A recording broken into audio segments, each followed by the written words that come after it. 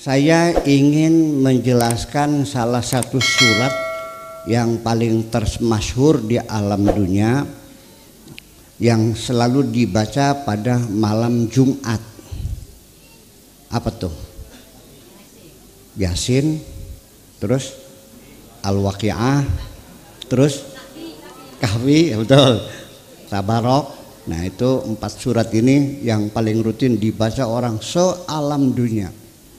Sampai saya selama di Irak, selama di Syria, selama di Libya, selama di Tunisia, ya, itu memang tradisi semacam itu hampir menyeluruh, dibaca surat itu. Nah, pertama kali saya ingin menyampaikan cerita yang unik yang sampai sekarang mungkin orang sering baca, ya maknanya paham, tapi kemana isyarat itu larinya mungkin masih belum jelas. Ingin saya ngaji malam ini.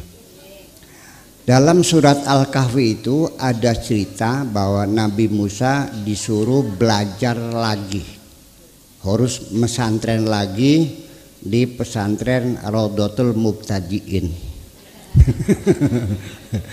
Iya, di situ berguru. Karena gara-gara beliau agak sombong, merasa dirinya yang paling pintar. Dikasih tahu bahwa masih ada orang yang lebih pintar dari kamu. Siapa namanya? Nabi Khidir tuh, jelas sudah nyambung nih. Ya, Nabi Khidir. Setelah beliau datang, ditanya, "Ada apa?" "Saya mau mesantren di sini." Kata Nabi Khidir, "Nggak usah, kamu masih kecil, pulang aja, percuma, nggak bakal kuat. Ini pesantren khusus untuk orang-orang yang sudah pinter." Itu apa kata Nabi Khidir? "Lan tastati'a ma'iya sabra." Nggak bakal mampu kamu pesantren di sini, terlalu tinggi buat kamu nih. Kenapa? Ya pokoknya nggak bisa. Syaratnya banyak, ya semua saya tidak akan pulang kecuali saya mesantren di sini. Bagaimanapun caranya saya harus mesantren.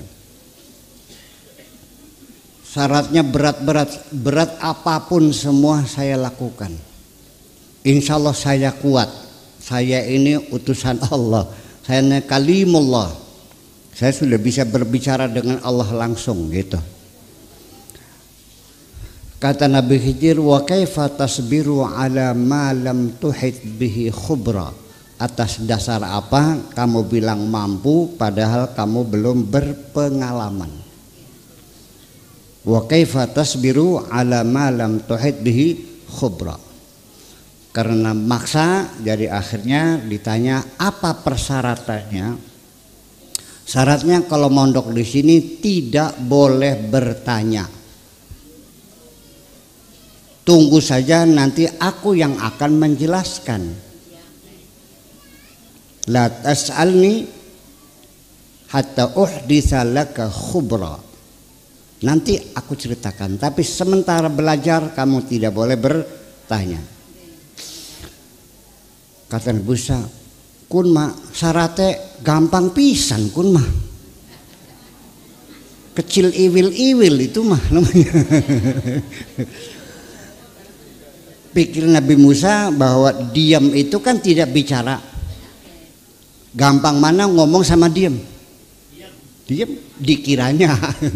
Pikiran Musa diam itu lebih mudah, kan diam kan tidak bicara. Betul nggak?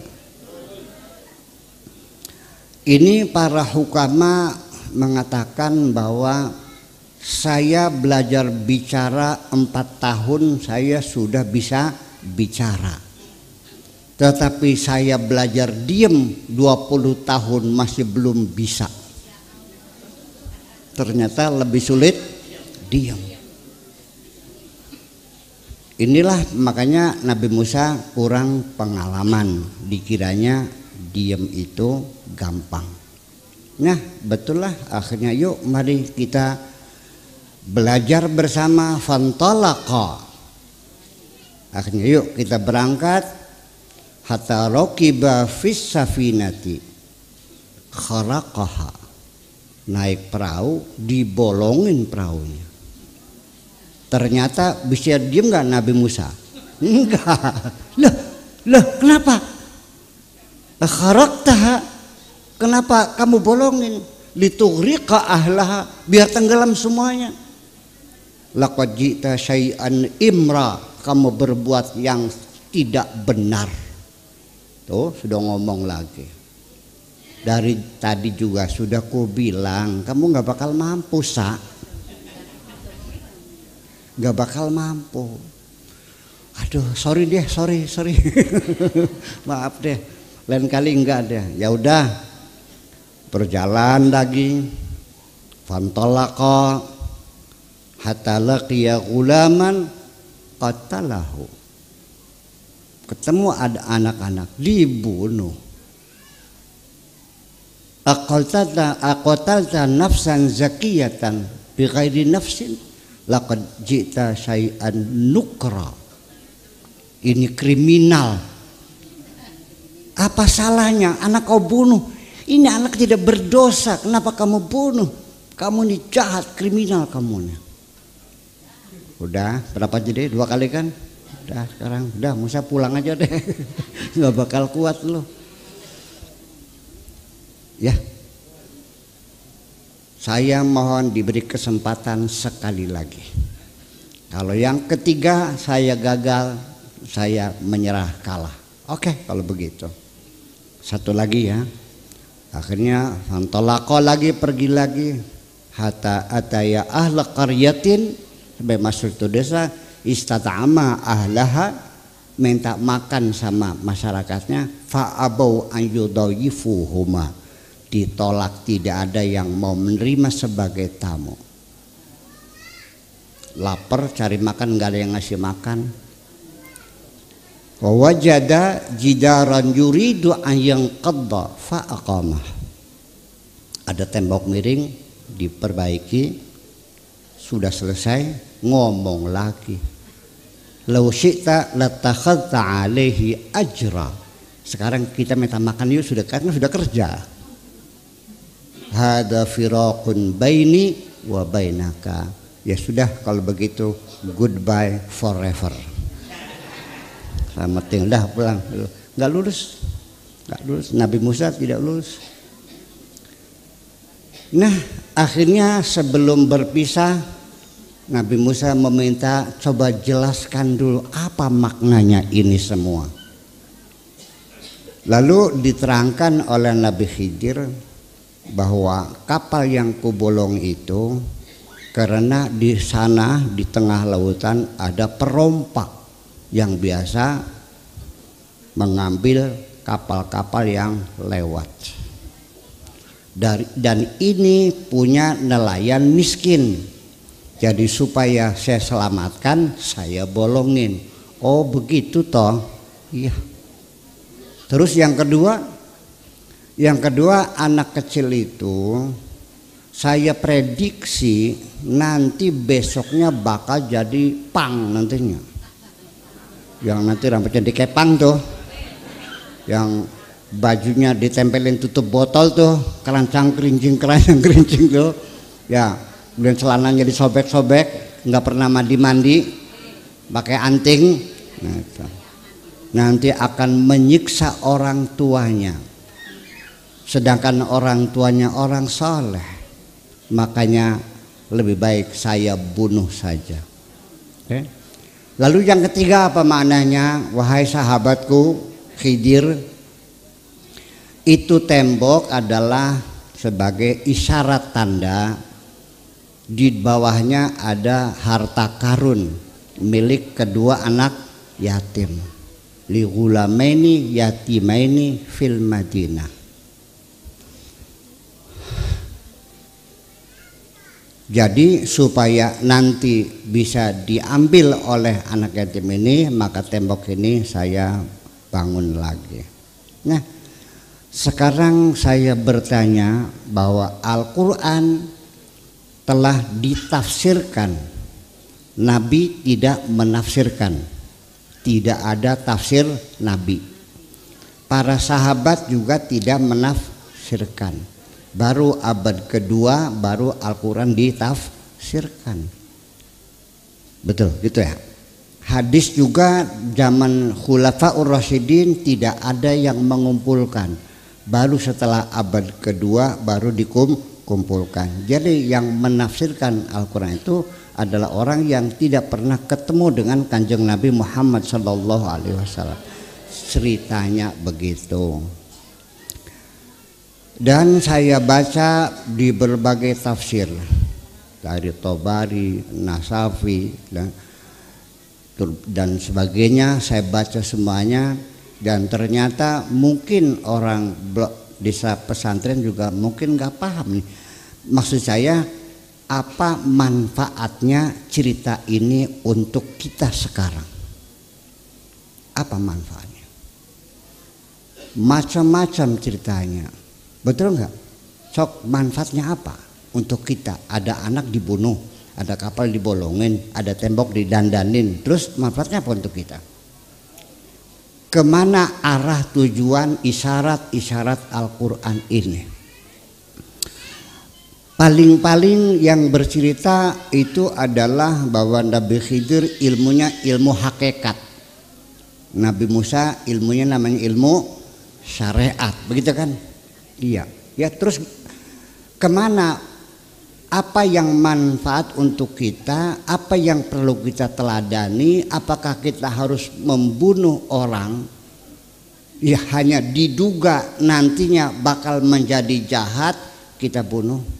Yuk kita sekarang kita bertanya kepada profesor-profesor ahli hukum di dunia. Mungkinkah kita menghukum seseorang yang sifatnya baru dugaan? Mungkin enggak? Hanya diperkirakan nantinya bakal jadi pencuri, sekarang dipotong tangannya dulu. Karena ini bakal membunuh orang banyak, dibunuh aja sekarang. Tidak ada aturan hukum bahwa prediksi bisa menjadi alasan orang dihukum. Seseorang baru ditetapkan sebagai tersangka, itu pertama diduga dulu, betul nggak? Baru tersangka, setelah terduga terus tertuduh, terus tersangka. Itu pun harus ada 2 alat bukti yang pasti, betul nggak? Dan keyakinan hakim baru diputuskan. Nah, saya ingin menjelaskan ayat ini penting, bahwa itu maksudnya, kita mulai dari yang terakhir dulu, bahwa tembok miring mau rubuh itu didandani, artinya bahwa ini pesan dari Allah untuk seluruh umat manusia, bahwa aset-aset negara yang menjadi tulang punggung ekonomi, kekayaan-kekayaan bangsa itu harus dilindungi, harus dipelihara, harus memikirkan anak cucu. Betul nggak? Jangan sampai harta itu menjadi hilang, jangan dihabiskan. Sekarang Ibu Tuti marah-marah karena banyak pencuri ikan dari luar, betul? Dan kapalnya dibom langsung oleh Ibu Tuti. Hebat nggak? Hebat. Pukat harimau yang merusak terumbu karang sehingga nanti anak cucu kita dari mana makan ikannya. Dibom lagi, betul? Ini perusakan alam, tidak dilestarikan. Ini pelajaran penting Nabi Khidir itu seperti itu. Jadi artinya ya, sekarang sawah-sawah habis buat bangunan rumah, betul nggak? Buat jalan tol, buat ini. Nah, lama-lama sawahnya habis nggak? Lalu nanti nanam padinya di mana? Di gendeng. Ini pelajaran dari Nabi Khidir kepada kita semua, bahwa anak cucu harus kita perhatikan. Paham nggak? Nah, dalam hal memperhatikan anak cucu ini ada hadis Nabi yang sangat indah sekali. Kata Nabi, sekalipun engkau tahu besok akan kiamat, tidak ada urusan. Ketika engkau memegang bibit, tanamkan saja, tidak ada urusan. Betul enggak? Lah, lautan dihabisin, sawah dihabisin, hutan digundulin, anak cucu kita bagaimana nanti? Ini pesan bahwa harus kita rawat, kita pelihara untuk anak cucu kita. Masuk akal nggak? Lah iya kan? Masih relevan kan? Nah, ini namanya kajian kontemporer. Namanya kontemplasi. Nah, bapak-bapak dan ibu-ibu sekalian, semua apa saja yang menjadi aset bangsa harus dirawat keutuhannya. Sekarang kalau ada pabrik yang menyerap tenaga kerja 10.000 orang, yang punya mati, dibagi waris atau tidak? Nah, pertanyaan ini yang menjadi persoalan. Kalau bapak-bapak, ibu-ibu mendukung oposisi yang disebut Nabi Musa secara syariat, harus diwaris. Usikum lidzakari mithlu hadzil unthayain, dibagi pabriknya, buruhnya 10.000 kehilangan sumber rezeki mereka. Tetapi kalau kita yakin bahwa ini aset bangsa harus dipelihara, maka harus dibuat undang-undang perlindungan aset bangsa. Bahwa perusahaan-perusahaan besar yang menyerap tenaga kerja banyak harus ada aturan, tidak boleh dibagi waris. Siap ngelawan tidak? Ayo, ikut Nabi Khidir atau Nabi Musa? Ini kontemporer. 10.000 kehilangan sumber penghidupannya. Makanya harus ada undang-undang yang membuat bahwa aset-aset bangsa ini jangan dihilangkan, dipelihara. Jadi nanti yang dibagi itu hanya sahamnya saja, pabriknya tidak boleh dibagi berdasarkan undang-undang. Bayangkan sudah 1.400 tahun lamanya kita terlambat tidak paham. Masuk akal enggak? Lah iya.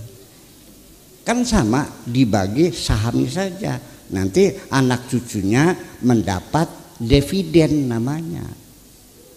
Tutup buku, bagi keuntungan, masing-masing anak dapat sekian.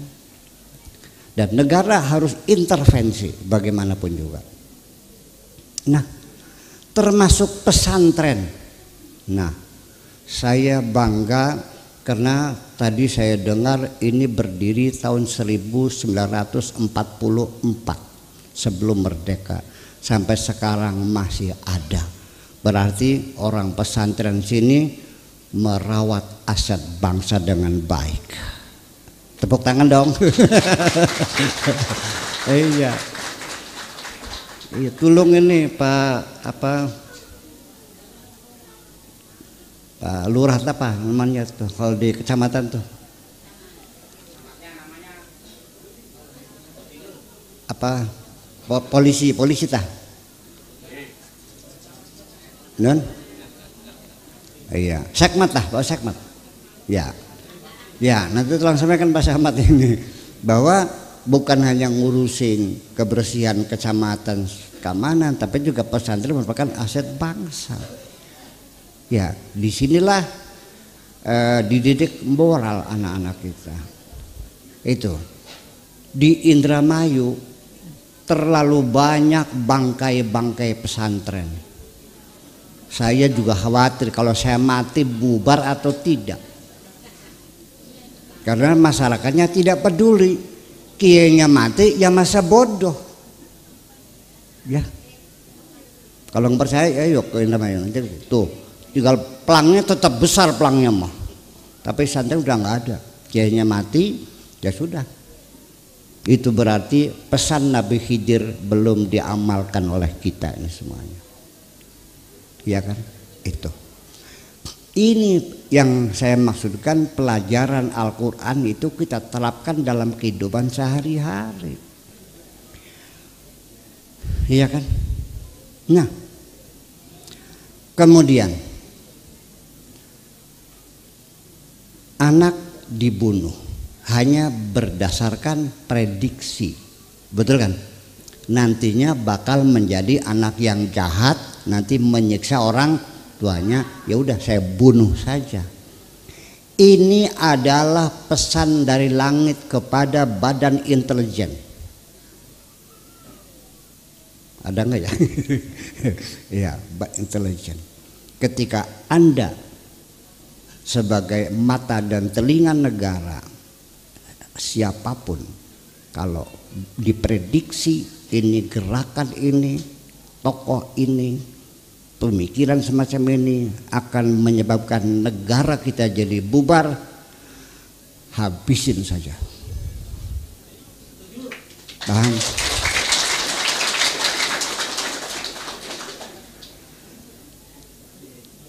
Paham betul? Iya. Daripada nanti setelah berkembang besar kita tidak bisa menyelesaikannya. Sejak masih kecil cepat habisin aja udah. Asal jangan ketangguhan. Kalau ketangguhan kena proses hukum. Ya dong. Iya, udah sekarang itu kita kelas tinggi dah. Ya. Kemudian kapal juga sama. Diduga, diprediksi di sana ada perompak. Bagaimanapun menyelamatkan aset bangsa ini, sekalipun ada kerugian sedikit nggak ada masalah. Kalau perlu Freeport dibeli oleh kita semuanya, betul nggak?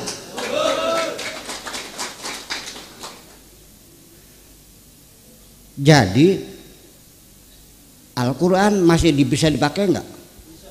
Masih bisa, cuman kamunya nggak paham-paham. Makanya perlu ngaji.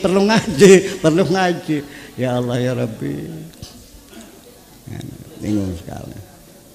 Ya, nah itulah makanya jadi kita mesti mengatakan masih terlalu banyak dalam Al-Quran. Di lembaran-lembaran Al-Quran mutiara dan berlian berlimpah ruah, tapi tidak ada yang pernah menyentuh. Karena yang dicari hanya halal haram, halal haram, ujung-ujungnya bertengkar. Betul nggak? Ya, ini nafsirkan begini, ini begini. Kalau nggak ngerti, tolong dong nanya sama yang ngomong. Betul nggak? Kalau bapak-bapak, ibu-ibu tidak paham ceramah saya hari ini, jangan dikomentari dulu dong. Nanya Pak Kiai maksudnya apa, kan gitu. Yang jadi persoalan Allah bisa ditanya enggak? Nah, ternyata umat Islam sudah diajarin cara bertanya kepada Allah, sudah namanya istikharah. Tapi tidak pernah dipakai. Dipakainya kalau waktu mau kawin saja. Iya kan? Iya enggak? Oh, ngaku salah. Iya kan? Mau dagang rujak istikharah dulu, mau dagang es istikharah dulu, mau nanam cabai, mau nanam bawang istikharah dulu. Nah betul, sip. Itu perlu istikharah dulu. Malamnya sholat 2 rakaat, nanti Allah bimbing laku mencoblos orang yang paling layak menjadi pemimpin di negeri ini.